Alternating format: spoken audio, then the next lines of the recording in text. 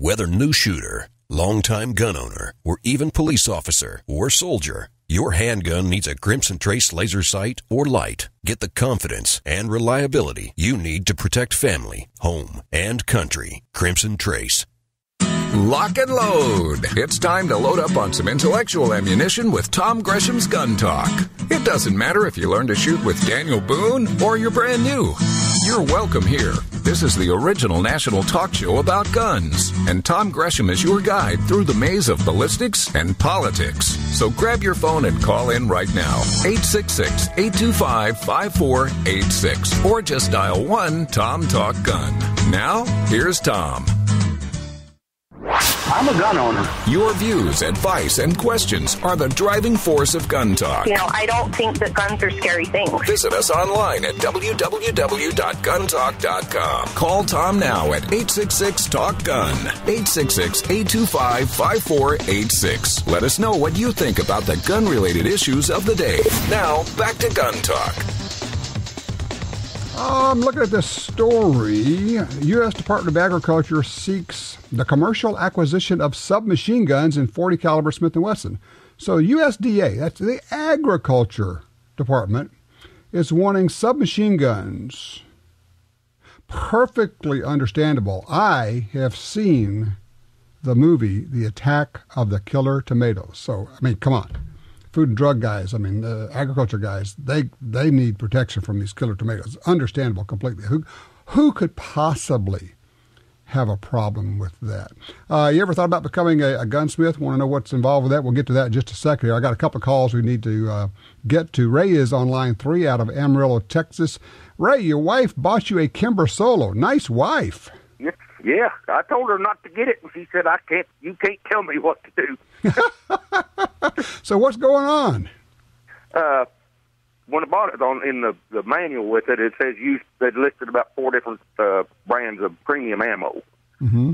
I didn't have any, I live out in the country, I didn't have any premium ammo, I guess. I had some Winchester 124 grain. Went out, test fired it, run about 4 or 5 magazines bullet through, and about 2 or 3 rounds out of every magazine full wouldn't eject the empty brass. Now, we're talking about a 45 or a 9? 9. Okay, 9. All right. Solo. All right, here's what's going on. I know exactly what's going on. The reason they say to use premium ammo is loaded to high velocity, higher power, higher pressures. When you get a really, really small pistol like that, because you've got a short slide and the slide only has a certain distance to travel, it's still got to contain the amount of force in the round, so the spring has to be stronger. So you have to use full power ammo to get the slide to go all the way back against the stop and then come forward and rack a new round off. Now, a round off the top of the magazine. But here's the thing. There's also something else going on here. Typically, the technique of shooting a big pistol will not work for shooting a small pistol. And what I mean is that I'll bet you can get that pistol to shoot reliably using the ammo you have now, but you have to put a death grip on it. You have to grab it until your knuckles turn white, and then you lean forward until your nose is over your toes, lock your arms out, and I'll bet you it will shoot and not have a problem. Because at that point, you're giving the gun enough resistance. It's not moving back in your hand. You're not limp wristing it, and I'll bet you it will work. Now, obviously, if you use the ammo they say to use it with, it's probably going to work just fine. But I think you can get it to work with the ammo you have now, but you're just going to have to grab it really tightly, lean forward really hard, and lock your arms out, and I bet it works for you. Okay, because I picked up Academy's having an ammo sale. Right. They had some Hornady XTP on for $17 a box, and I bought some of that. Yeah, that should work too. I'll tell you what, do me a favor, though. Go out and try this technique I'm talking about. Grip it really tight, lean forward to your nose, or your nose is over your toes. Try shooting it that way, and give me a call back in a week or two and let me know if it works, okay? Okay. Yep. That'd be great, Ray. Listen, I appreciate that. I do want to get to Ernie. He's in North Dakota on 2. Hey, Ernie, got you a pair of ordnance, huh? How you doing? Yeah, I bought a pair of ordnance, the Expert 14+1, nice gun. but I shoot reloads all the time. And if I load them to the length they're supposed to be, if you have to throw a loaded one out of the chamber, it catches. So I called Para Ordnance and asked them what their length was, recommended on that. They said, we recommend you do not shoot a reload in our gun. We don't shoot reloads. And I thought maybe if it came up here, they might consider changing their ways a little bit, because you can't hardly shoot a 45 to any amount without reload. Let me ask you, if you're a gun maker and people are calling you and saying, hey, I made my own ammunition and it doesn't work in your gun, you have no idea what people have loaded up. Well, and so I asked them for was a length. I understand. What's your length that'll come through that chamber? I understand, though, that Para Ordnance is now owned by Freedom Group, which is a big conglomerate, and their position is going to be don't use reloads. Oh, by the way, they also own a really, really big ammo company called Remington. So that's going to be their default position is just shoot factory loads. Now they don't have to worry about it. They can blame it on the ammo maker. So all you got to do, let me ask you, are you loading this ammo yourself? Yes, I am. Could you not just seat the bullets a little bit deeper? Yeah, I could. I know the pressures will go a slight bit higher because that's what the manuals have the lengths on them for. Right. But I know the pressures would go slightly higher, but this gun is built like a tank. It is a nice gun. I don't think it's going to be a problem, but you might try bumping the bullets down just a scotch. I'm talking about a quarter to a half turn on the seating die, on the stem there. And I would actually even try that on, and I wouldn't do it on, I'm trying to think. Yeah, you could do it. Just do it on a couple of dozen of the loads that you already have and see if those function through it. But please, please, please, if you're going to be working the action with loaded ammo, point it in safe direction in your house. I know you know that, but I got to say it, okay? Yep, I understand that. I just thought maybe if it comes up here, because a lot of guys would be hesitant to buy it if you're going to avoid warranties and everything else with shooting a reload through it. Listen, most gun makers have an official policy of no reloads. I mean, we all shoot reloads, but if you're a gun maker, I fully understand where they're coming from. Look, Artie, I appreciate the call. Let me, at this point, a lot of people have called in and say, hey, I want to become a gunsmith. I'm thinking about becoming a gunsmith. What's involved in becoming? I said, well, let's have a gunsmith on. Let's get somebody on here who actually knows what he's talking about. Mark Covey is with Stone Range Gunsmithing. Hey, Mark, thanks for joining us. Hey, Tom, how's it going? Good. Let me ask you just heard that last caller. He's shooting reloads in his Para Ordnance, and he says the length is basically a problem when he is trying to eject a loaded round. Everything's working other than that. My takeaway is just seat the bullets a little bit deeper, and maybe that takes care of it. With your experience, what do you think? I would tend to agree with you there. I also agree with him that you might have pressure issues with that. Yep. When guys bring guns in and they're saying, I've loaded this round, I reload my own, I've loaded this round forever and it works great and I like it, but it won't work in this gun. Right. Well, we're going to change the gun because they have a round that they like. So, yep. And that's just something gunsmiths can do. That's what I was going to ask you. You can enlarge the ejection port, can't you? We can enlarge the ejection port. We can change the ejector itself so they eject sooner. It depends on their load and what the gun's doing, but we can do something about it. Yeah, I mean, there's a lot of ways to go. Tell everybody where your place is and what kind of work you guys do. Well, we're in White House, Texas. We moved down here from Colorado not too long ago. Actually, we've been here less than a year. The legislatures there kind of lost their minds, so we ran down here and found a place that's great for our family. All right. Yeah, we're getting ready to move to a bigger and better place. Right now, we're just working out of our garage. It turns out moving across the country, moving a business, buying a house, advertising on the radio, it's kind of expensive. Yeah, exactly. So let me ask you, how long have you been a gunsmith? Professionally, only about 3 years. Okay. I've been gunsmithing my whole life, but I never tried to make a career out of it because I had never really thought about it. I'd been a firefighter and a medic all my life, and my wife and I one summer went down to the Whittington Center. I was the medical director for their adventure camp. I'm sure you've heard of that. Oh, sure. And man, it was just a blast. Well, a couple of guys' guns broke down. They were tinkering with them. I said, hey, I look at those, and they let me look at them, and I got them running again for them. And they said, why don't you do this for a living? Because they knew I was trying to get out of it because it beat me up so much. Right. And they showed me a school in Trinidad, Colorado, and I went there and started doing it professionally and love it. Outstanding. Tell you what, I'm going to get you, if you would, just take a quick break here. We're going to come back and we'll talk about the kind of work that gunsmiths can do and what they can do to make your gun better. Because, even if your gun's, if it's broken, of course you won't take it there. But there are things gunsmiths can do to make your guns better than they already are. And we want to talk a little bit about that. Our number is 866-TALK-GUN. Be right back. You know the name Walther is a legendary brand, but do you know the new Walther? The new Walther has introduced 3 new precision handguns. The smooth PPQ M2 is a breakthrough in ergonomics and trigger pull. The tough PPX is a workhorse at a value price. The cool, iconic PPK S22 blends classic PPK with the fun of the economical 22 LR. There is a lot going on at the new Walther. Visit us at WaltherArms.com. Walther, at your favorite retailer. From the blind or the boat, the only ammunition choice for waterfowlers is Black Cloud.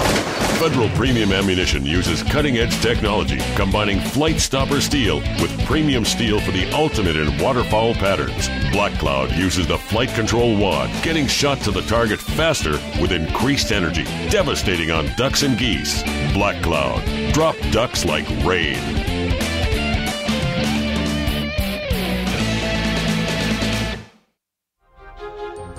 If you carry a gun, you need training. Your concealed carry class was definitely not training. But time, money, and obligations keep you from spending days at a shooting school.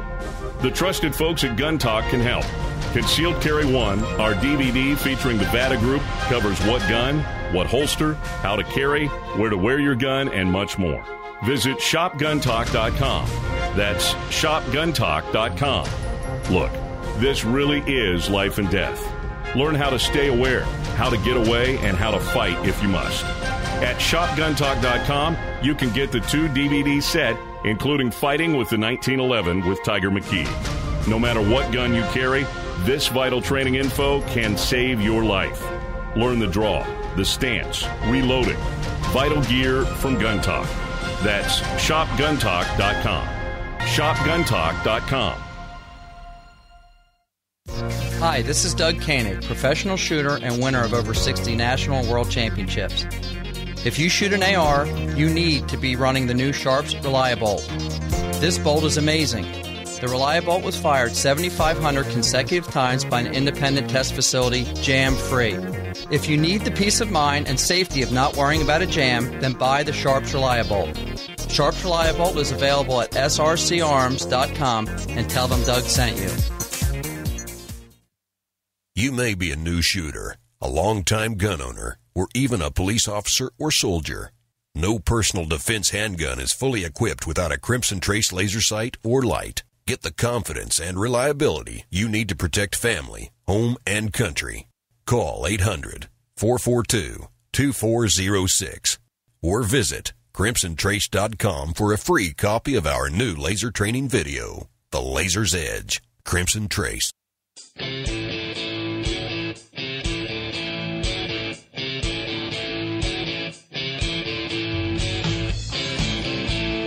During May, one of our Gun Talk listeners can win the Smith & Wesson Handgun Hunting Giveaway. Grand prize, the Smith & Wesson Performance Center 44 Magnum Revolver. Enter to win before May 30th at guntalk.com/win. Now, back to Tom. All right, we're talking gunsmithing. We're talking with Mark Covey from Stone Range Gunsmithing on the web at stonerangegunsmithing.com. Mark, as we went to the break, I was making the point that obviously if you've got a gun that's broken, you take it to a gunsmith. Sometimes you try to fix it yourself, and then you take it to a gunsmith in a box that rattles with all the parts in it. Yeah. But there are a lot of other things that you can do that people may not have thought of, which simply makes a gun better. And I was looking at your website, I realized that you do trigger jobs, action jobs on revolvers, things like that. If you would just talk about some of the enhancements that really not difficult necessarily for a gunsmith to do, but that people don't want to do themselves? Things that they want to do themselves? No, things that people should not be doing themselves. Oh, okay. Well, trigger jobs is definitely one of them, because those sears, we're talking about MOA angles here. You mess that up and you've ruined the gun. But trigger jobs are something you shouldn't do yourself. Something that we can do is we can bend a stock. If it's a wood or fiberglass stock, we can bend that around and change it and twist it and make it fit you for long guns. A lot of machinists will take it upon themselves to do some gunsmithing themselves. Well, gunsmithing machining and regular machining aren't quite the same animal. We have to deal with tempers and heats a lot more. We have to be a little more diligent than a regular machinist most of the time. But, and if there's questions, you can call your gunsmith and say, can I try this myself? Will you be mad at me if I ruin it and bring it to you? Well, now, is this the kind of thing, because, people are often contact me and say, look, I'd like to try getting into gunsmithing. Where do I go for school? Now, you said you went to Trinidad. That's one of the top, there are like, 3 or 4 gunsmithing schools that I keep hearing about. Are these the kind of topics that you get taught in gunsmithing school? Absolutely. I'm not super familiar with the other schools, but down at Trinidad, the course is 2 years long, and you're in school for 40 hours a week for 2 years. Wow. And it's about half didactic and half lab, and they've got just some amazing teachers. Guys that are just master gunsmiths that really, really know what they're doing. They've all owned their own shop. They've kind of retired, and they're passing it on now. And, they don't cover everything. If you think about how many guns there are on the market, and how many guns have been on the market, it's just not possible. But they pick the hardest guns that you can work on, and you learn on those ones. And by doing that, you kind of understand the easier ones. Well, one of the things you do, it's probably considered an easy thing for a gunsmith, but it's real easy for the rest of us to mess it up, would be installing a recoil pad. Oh, yeah. Like grind-on pads? Yeah. You can mess those up and your stock pretty quick. Because you put those on with a belt sander. Go ahead and get your $900 or $1,000 rifle and run it across the belt sander yourself and see how happy you're going to be about it. Yeah, no kidding. Hey, Mark, we've got a caller who's got a question I think that you might be able to help us with. I want to get Greg in here. He's on line 1. Hey, Greg, how you doing? Hi. I picked up a old model Ruger Blackhawk, and it's a 1970s model, and has it's the first 10,000 made, and I like it, but I got it for hunting, and I want to put a scope on it. Is it a collector's gun with that low serial number, or should I just go ahead and what do you think, drill and tap it? Well, what I usually recommend on those ones is if it's a collector's piece, don't mess with it. But with that kind of gun, I would change out the barrel, keep the old one so that you can restore it back to normal, and mount your scope on the barrel, not the frame. It's the barrel that's doing the shooting. It's not the frame. The frame actually has some flex, so why put your sights on something that's going to move around? Put your scope on the barrel, get a little bit longer barrel so you have the room to do so, and keep your old barrel. That way, if you need to, if you want to sell it or keep its value, you can put it back together. Oh, here's the other thing I would add to that, is use a really good gunsmith, because, Mark, would you agree, a shade tree gunsmith that doesn't know what he's doing can really booger up a gun in removing the barrel, and now your collector's gun that you thought you were preserving got messed up by a gunsmith who didn't know what he was doing. Yeah, especially with revolvers, because that frame, you think it's steel, it's strong. It isn't. That frame will twist and it'll bend and it can crack pretty easily. So don't take it to Joe down the street. Get somebody that and ask to see the work. If you just don't know the guy or haven't heard anything about him, ask to see his work. Say, have you worked on these revolvers before? And the other thing is, I mean, I'm just thinking here, with a gun like that, if you think you're going to keep it as a collector's piece, you may want to just put it aside and go ahead and buy you a second revolver if that's financially possible. And don't mess with this one. Get you a new one that's already set up to be a hunting handgun. But boy, I can just hear the Ruger collectors now screaming, "No, don't do it!" Yep. Yeah. So, all right. Well, look, Greg, I appreciate the call. Mark, I'm just looking at some of the other things you do there. One of the things that occurs to me that people may not be aware of, and again, it's not a particularly difficult thing for a gunsmith, but it's a really cool thing, is the ability to change calibers, change barrels on your bolt-action rifle. I mean, if I've got a .270, you can rebarrel that thing and make it a whole bunch of different other calibers. To an extent. Yeah, I mean the bolt face is the restricting part. The bolt face is critical there, of course. Right, you've got to have enough wall on your bolt face to guide the cartridge, but and then you can't turn a .22 caliber into a .308. It's just not going to work. Right. But if you're still in the neighborhood of the caliber, yeah. Well, I mean, if you wanted to rebarrel, if you had a .308, you say, I've always wanted a .260. Well, that's nothing. You just unscrew the barrel, get you a new barrel, stick it on there. The bolt is the same. The cartridge case is essentially the same. You're rocking and rolling. Yeah, mostly. You've got to do a little bit of feed ramp because, the cartridge has got a little bit different length. But yeah, that's really goes to my point of the gunsmith understands the nuances of this, where the rest of us may say, well, there's nothing to that. Heck, I can unscrew a barrel and screw it back on. Yeah, you can, but I don't know that I would want to. Again, if you would, tell folks how they can get more information about what you've been doing, Mark. Well, we're on our website, stonerangegunsmithing.com. You can call us at 903-707-3491. That's 903-707-3491. We're also on Facebook. Stone Range Gunsmithing has a Facebook page. Okay, Stone Range Gunsmithing. There you go. Yeah. Well, look, I appreciate it. I am delighted to hear that you found your passion. You're doing what you love. Went to school doing that. Turn your hobby into work. That's what a lot of us have done. And if you love your work, you actually never have a bad day at the office. Thank you, Mark. I appreciate that. Good luck with the business. Hope it goes well for you.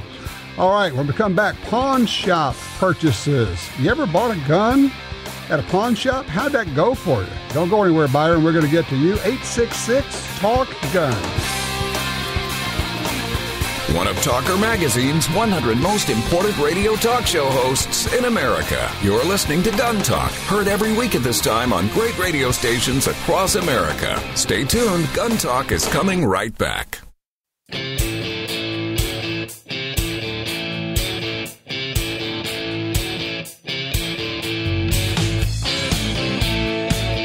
Covering all aspects of gun ownership every week on this fine radio station. You're listening to Gun Talk with Tom Gresham.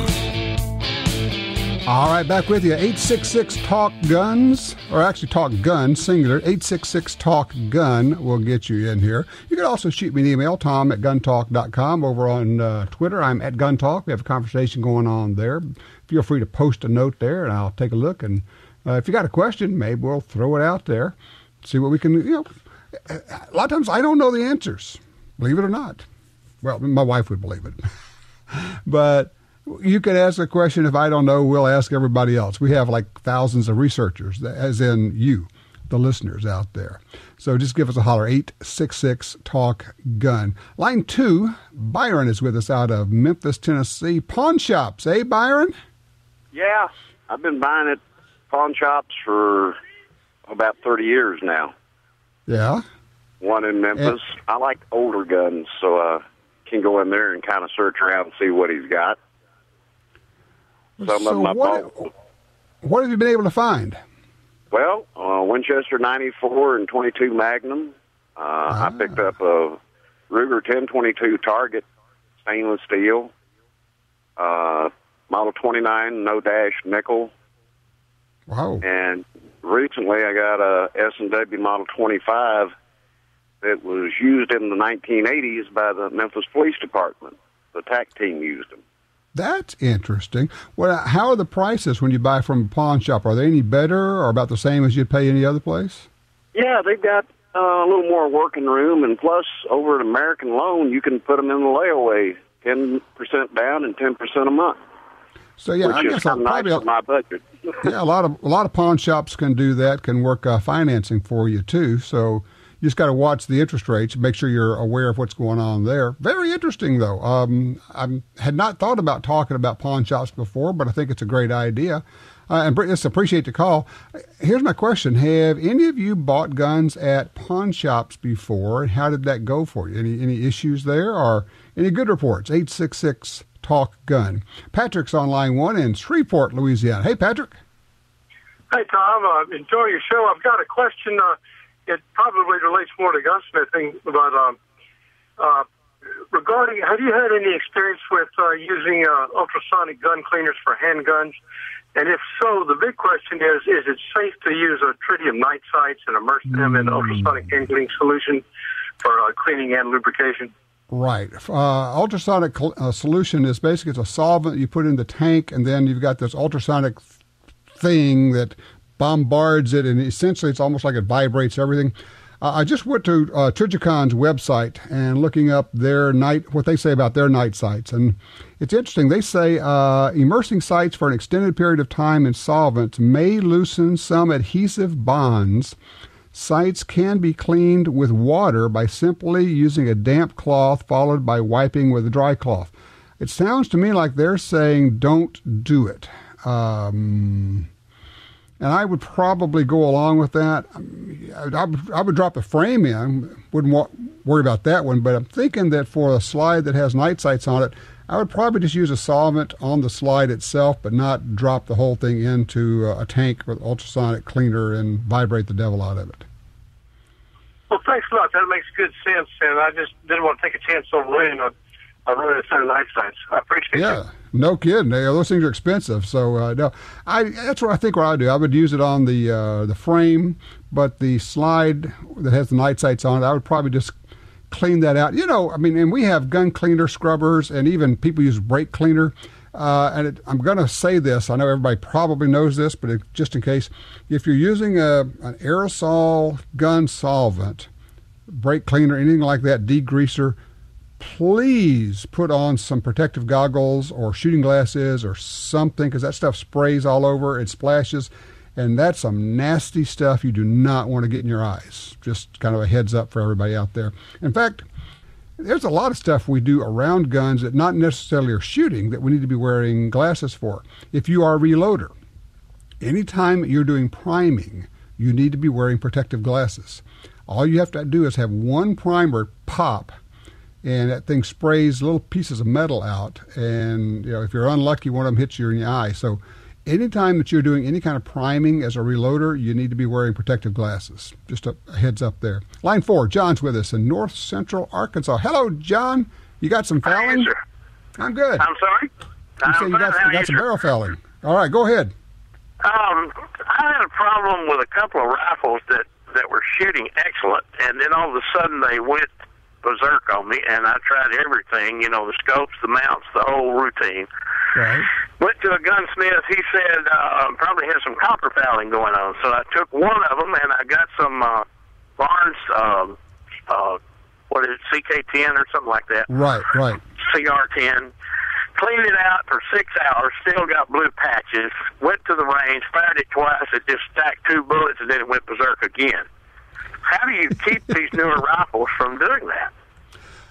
A couple of things that you can do. First of all, good move on your part to get the rifle clean in the first place, because a lot of people don't understand how much fouling they have, and it takes a lot of work. But yeah, the Barnes solvent is really good for removing copper fouling. There's another product called JB Bore Paste. You ever heard of that? I have, yes. Okay, it's a mild abrasive, and you can get it from Brownells. The Brownells is a great place to buy all this stuff, actually. BROWNELLS, brownells.com. I would get some JB Bore Paste, and then let me ask you, what caliber and how old is this rifle? 7mm Magnum, 2 years old. Okay. you may want to consider, this may be one of those rifles that has a barrel that is just going to foul a lot. There are some of them out there. There are some ways to do some fire lapping, which basically is smoothing out the barrel. And there are kits you can get with loaded ammo. Do you do any reloading? No, I do not. Okay. You can buy the ammo, and basically what they do, they have abrasive on the bullets themselves. And you shoot one of these bullets, one of these cartridges, you shoot a bullet through there, and it kind of abrades and smooths out the barrel. And then you clean the barrel, and then you shoot another one, and they have like decreasing grit, just like sandpaper. And before long, you've got a really nice, smooth barrel in there. So you might, if you got a barrel that really is starting to foul quickly, like you're describing, you may want to look into what's called fire lapping. You could do a little Googling on that one and look up fire lapping, get some ammo, shoot it through there, clean the devil out of it. The other thing is just clean that barrel every 10, every 20 shots, and clean it just as well as you did this time. The more you clean it, then the less often you're going to need to clean it, if that makes any sense. If you let the fouling build up, it could be really bad. So, every 20, 30 rounds, clean the barrel. Use a bore guide. Clean it from the back on the barrel. Remove the bolt. But if you don't have a bore guide, be sure to use that, because you could damage your barrel. If you don't use a bore guide, you're using a cleaning rod, because it can bend and actually erode the throat. A lot of details there, but you know what? You can find out all about that over at the Brownells website, brownells.com. All right, 866-TALK-GUN. Have you had any problems with barrel fouling, particularly copper fouling, and how did you tackle that? Give us a holler, 866-TALK-GUN.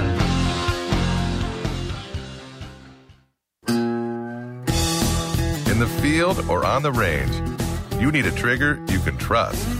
For over 60 years, Timney triggers have been trusted by hunters and shooters everywhere. A Timney trigger could mean the difference between a great shot and a miss. Timney triggers are proudly made in the USA and come with a lifetime warranty. To order, go to timneytriggers.com. That's TIMNEY triggers.com. Tired of overpaying for one concealed carry holster after another that is flimsy, hard to hide, or just plain uncomfortable? At Alien Gear Holsters, less than $30 gets you a professional quality holster that's super stealthy and ultra comfortable. Every Alien Gear holster is backed by a forever warranty, a 30-day test drive, and free shell trades for life in case you buy a different gun. AlienGearHolsters.com. AlienGearHolsters.com. Are you looking for a place to shoot? The National Shooting Sports Foundation has a great website called wheretoshoot.org. It's the largest database of shooting ranges on the internet. It's also a great resource for shooters where you can find video tips, printable targets, and a lot more. Find it online at wheretoshoot.org. And while you're there, download their free iPhone app. That's wheretoshoot.org. Brownells proudly celebrates 75 years of history and heritage as the world's first choice for firearms, accessories, ammunition, and gunsmithing tools. So whether you're a gunsmith in need of parts and supplies, a new shooter looking for the perfect holster, or a skilled competitor seeking the latest gear, Brownells has what you need. And best of all, every purchase comes with the industry's only forever satisfaction guarantee. Visit us at brownells.com. TopGunSupply.com carries a large selection of fine firearms and accessories. Get all the parts you need for your Sig Sauer, HK, and Glock pistols. Grips, screws, recoil springs, sights, barrels, magazines, holsters. The list goes on. Our knowledgeable sales staff, professional service, great prices, and super fast shipping are here to help you. Check us out today. TopGunSupply.com. TopGunSupply.com.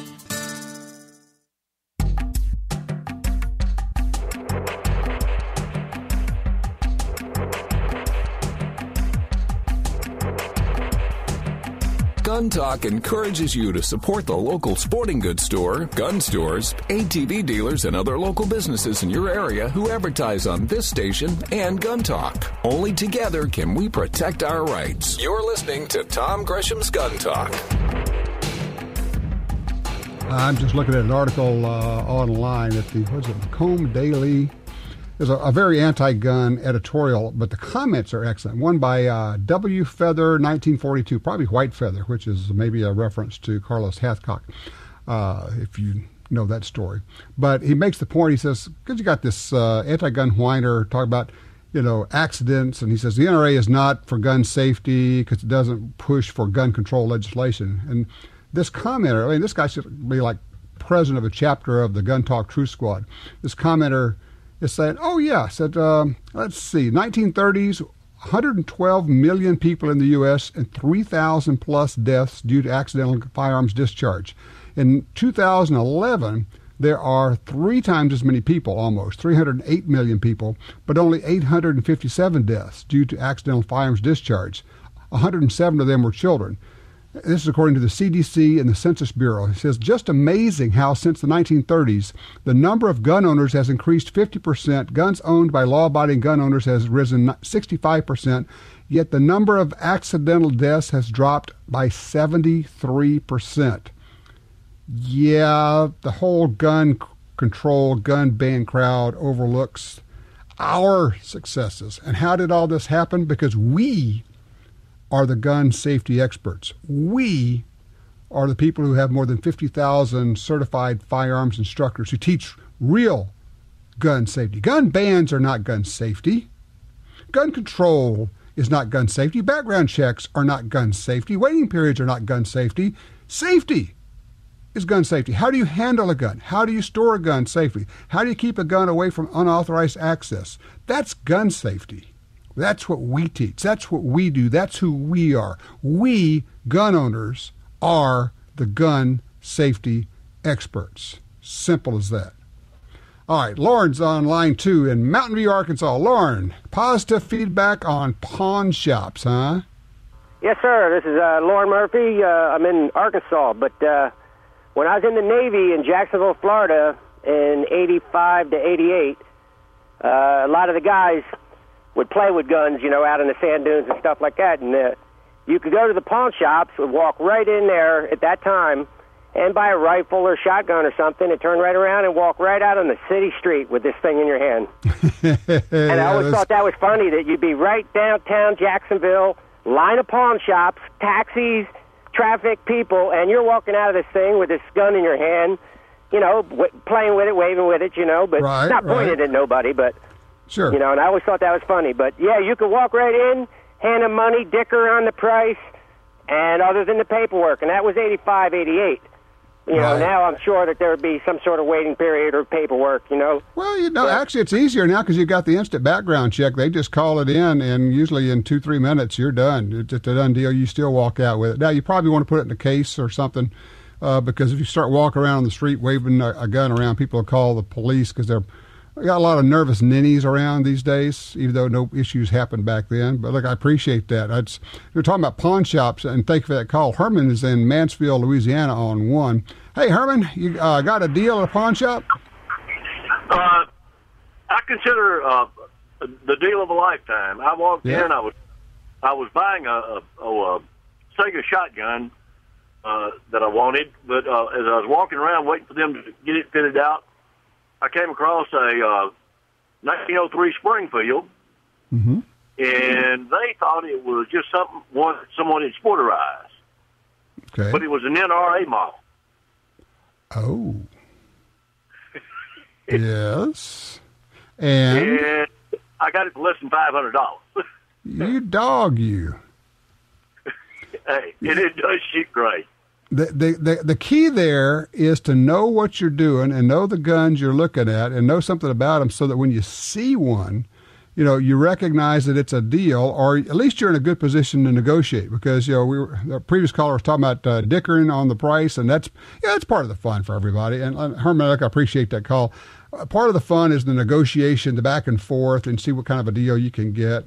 But you got to know what you're doing. You got to know what the gun is worth. You got to know what it is. But the other thing you got to do is you got to pull in to a pawn shop and walk in and say, hey, what do you guys got for guns? Where do you keep them? Look around. The other thing you might do, if you've got several pawn shops in the area, if there's a particular area that you're interested in, you might go kind of get a relationship going with them and say, guys, if you get a gun like this, then here's my phone number. Give me a call. It might make it easier for them to buy it if they know that they've got somebody ready to buy, to sell it to them, so they'll give you a call when they get one in. I don't know, smart move. You ever tried that? Gun Talk stands for safety, personal responsibility, and common courtesy. To be a part of the show, call 1-TOM-TALK-GUN. Gun Talk will be right back.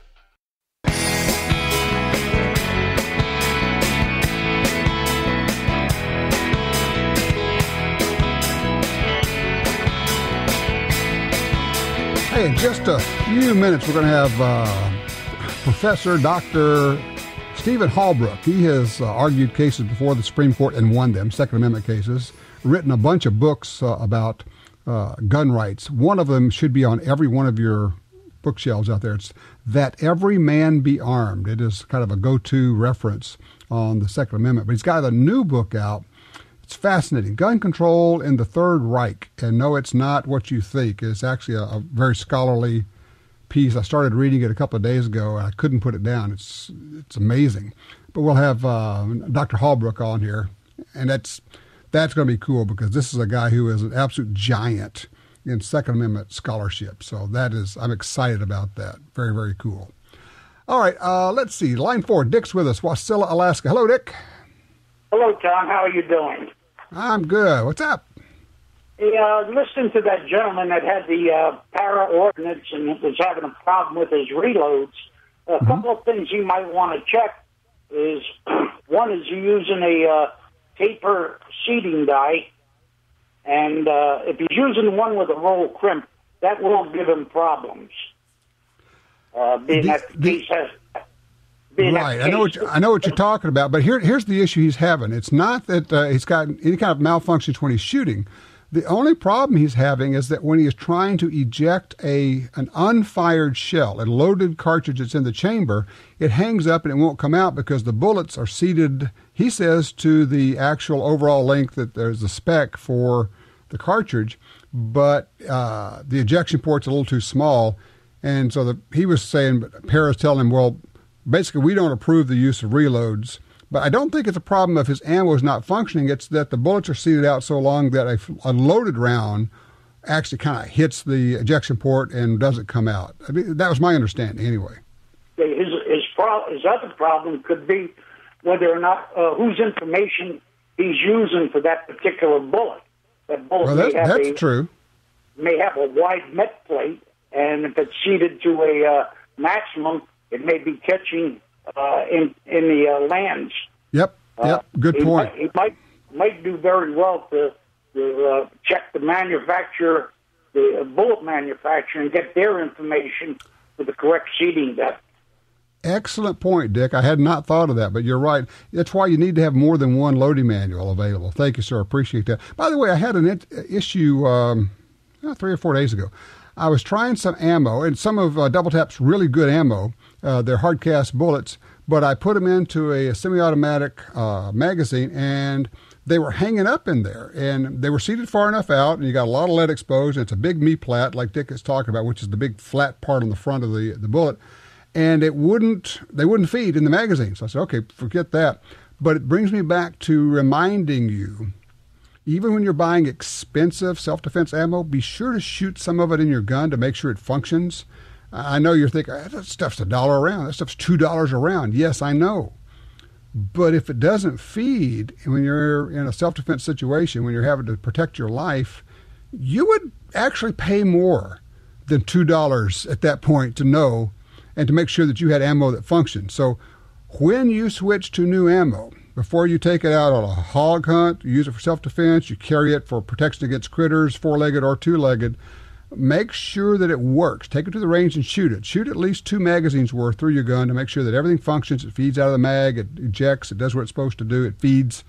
Take it from somebody who just experienced that. Unfortunately, I saw what was going on. But it's just kind of a reminder to you, we all have to be careful. Okay, coming up, we're going to be talking fascinating book by Stephen Halbrook. It's called Gun Control in the Third Reich, Disarming the Jews and Enemies of the State. And each time I read another part of it, I just got chills because I thought, that's what's going on right now.